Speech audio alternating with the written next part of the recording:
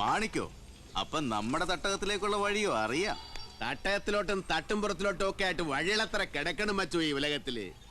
നിന്നാണെന്നാ ഉള്ള പറയാല്ലേ, നീ പുലിയാണ് കേട്ടാ. വൻ പുലികൾ വന്ന് വാഴുന്ന കാട്ടിലൊരു നരിയെങ്കിലും ആവാതെ പറ്റില്ലല്ലോ അണ്ണാ. പക്ഷേ ഇത് പങ്കം തന്നെ അണ്ണ. കയ്യിൽ തോനെ കായലിടുന്നും വെച്ച് ആരെങ്കിലും സ്വന്തം വാടിയിൽ വാർണിഷ് അടിക്കുക? തലേ കെട്ടാ നാട്ടം തന്നെ ഏട്ടാ.